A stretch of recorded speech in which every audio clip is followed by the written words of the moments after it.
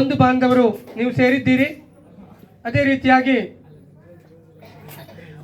ಕನ್ಯಾ ಸಮರ್ಪಣೆ ಇತ್ಯಾದಿ ವಿಧಿವಿಧಾನ ಪೂರ್ವಕವಾಗಿ ನೆರವೇರಿಸಿ ಮಾಂಗಲ್ಯ ಧಾರಣೆ, ಅಕ್ಷತಾರೋಪಣೆ, ಸಪ್ತಪದಿ, ಪಾಣಿಗ್ರಹಣ ಇತ್ಯಾದಿ ಎಲ್ಲವನ್ನು ಕೂಡ ಮಾಡಿ ಈಗ ನಾವು ಕೊನೆ ಹಂತಕ್ಕೆ ಬಂದಿದ್ದೇವೆ. ಮನೆಯವರು ಹೇಳ್ತಾರೆ, ನಮ್ಮ ಮನೆಯಲ್ಲಿ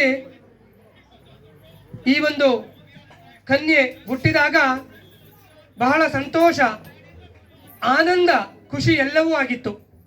ಮೊಟ್ಟ ಮೊದಲನೇದಾಗಿ ಹುಟ್ಟಿದಂತಹ ಇವಳಿಗೆ ನಾವು ಉಮಾಶ್ರೀ ಎನ್ನುವುದಾಗಿ ನಾಮಕರಣವನ್ನು ಮಾಡಿ ಬಾಲ್ಯದಲ್ಲಿ ಅತ್ಯಂತ ಬರ್ತದೆ. ಅವಳ ವಿದ್ಯಾಭ್ಯಾಸದ ಖರ್ಚು ಇತ್ಯಾದಿ ಎಲ್ಲವೂ ಕೂಡ ಅವಳ ಜೀವನದ ಇಲ್ಲಿಯವರೆಗೆ ಜೀವನ ಏನು ಎನ್ನುವುದು.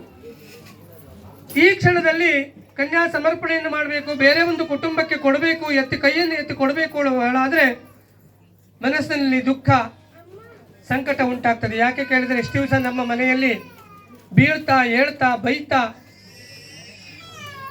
ಬುದ್ಧಿ ಮಾತನ್ನ ತಂದೆ ತಾಯಿಗಳಿಗೆ ಹೇಳ್ತಾ, ಅದಲ್ಲ ಇದು ಹಾಗಲ್ಲ ಹೀಗೆ ಎನ್ನುವುದಾಗಿ ಹೇಳ್ತಾ, ಅಷ್ಟು ಹೇಳಿದ್ರು ಕೂಡ ತಂದೆ ತಾಯಿಗಳು ಬೇಜಾರು ಮಾಡಿಕೊಳ್ಳದೆ ಅತ್ಯಂತ ಪ್ರೀತಿಯಿಂದ, ಅತ್ಯಂತ ವಾತ್ಸಲ್ಯದಿಂದ ಅಲ್ಲಿಯ ನಡೆನುಡಿಗಳು ಬೇರೆ, ಅಲ್ಲಿಯ ವ್ಯವಹಾರಗಳು ಬೇರೆ. ಇವೆಲ್ಲವನ್ನು ಆಕೆ ತಕ್ಷಣ ಅಲ್ಲಿ ಹೋದಾಗ ಕಲಿಯುವುದು ಕಷ್ಟವಾಗ್ತದೆ. ನಿಮ್ಮ ಭಾಷೆ ಬೇರೆ, ನಿಮ್ಮ ಒಂದು ಸಂಸ್ಕಾರ ಬೇರೆ, ನಿಮ್ಮ ಸಂಸ್ಕೃತಿ ಬೇರೆ. ಆ ಒಂದು ನಿಮ್ಮ ಮನೆಯ ಗೃಹ ಕೃತ್ಯಗಳಿಗೆ ರೂಢಿಸಿಕೊಂಡು ನಡೆಯುವುದು ಇವಳಿಗೆ ಕಷ್ಟವಾಗ್ಬೋದು. ಹಾಗಾಗಿ ಯಜಮಾನರು ಆ ಕನ್ಯಾ ಪಿತೃಗಳಲ್ಲಿ ಆ ವರನ ತಂದೆ ತಾಯಿಗಳಲ್ಲಿ ಕೇಳ್ಕೊಳ್ತಾ ಇದ್ದಾರೆ. ಏನು ಕೇಳಿದ್ರೆ, ಮೃದುಬಿರ್ ವಚನೈ ಸುಭಾಷಣೀಯ, ನೀವು ಹೇಳುವುದನ್ನ ಅತ್ಯಂತ ಮೃದುವಾಗಿ, ಪ್ರೀತಿಯಿಂದ, ವಾತ್ಸಲ್ಯದಿಂದ, ಕರುಣೆಯಿಂದ ಹೇಳಬೇಕು.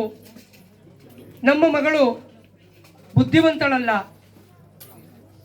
ನಮ್ಮ ಮಗಳು ಅಬಲೆ, ಏನು ದೊಡ್ಡ ದೊಡ್ಡ ಪಾತ್ರದಲ್ಲಿ ಅನ್ನ ಮಾಡ್ತಾಳೆ ಎನ್ನುವಂತ ಯಾಕೃಷ್ಣ ಬಾಂಡೆ ಸಿದ್ಧತೆ. ನಿಮ್ಮ ಮನೆಯ ಸಂಸ್ಕಾರಕ್ಕೆ ಅನುಗುಣವಾಗಿ ಅವಳನ್ನು ನಡೆಸ್ಕೊಂಡು ಹೋಗಬೇಕು. ತನ್ಮೂಲಕವಾಗಿ ಇವಳಲ್ಲಿ ಒಂದು ಪ್ರಜೆಯನ್ನ ಪಡೆದು ತನ್ಮೂಲಕವಾಗಿ ಆ ಒಂದು ಕುಟುಂಬಕ್ಕೂ, ಆ ಒಂದು ಮನೆಗೂ, ಈ ಒಂದು ಕುಟುಂಬಕ್ಕೂ, ಈ ಹೆಣ್ಣಿನ ಮನೆಯ ಕುಟುಂಬಕ್ಕೂ ಕೂಡ ಕೀರ್ತಿ ತರುವಂತಹ ಆ ಒಂದು ನಡೆಯಲ್ಲಿ ಅವಳನ್ನು ನಡೆಸ್ಕೊಂಡು ಹೋಗಬೇಕು. ತನ್ಮೂಲಕವಾಗಿ ನೀವು ಶ್ರೇಯಸ್ಸನ್ನು ಪಡೆದು ಉತ್ತರೋತ್ತರವಾದಂತಹ ಅಭಿವೃದ್ಧಿಯನ್ನ ಭಗವಂತನಲ್ಲಿ ಪ್ರಾರ್ಥನೆ ಮಾಡಿ ನಡೆಸ್ಕೊಡ್ಬೇಕು ಎನ್ನುವುದಾಗಿ ಯಜಮಾನರು ಕೇಳ್ಕೊಳ್ತಾ ಇದ್ದಾರೆ.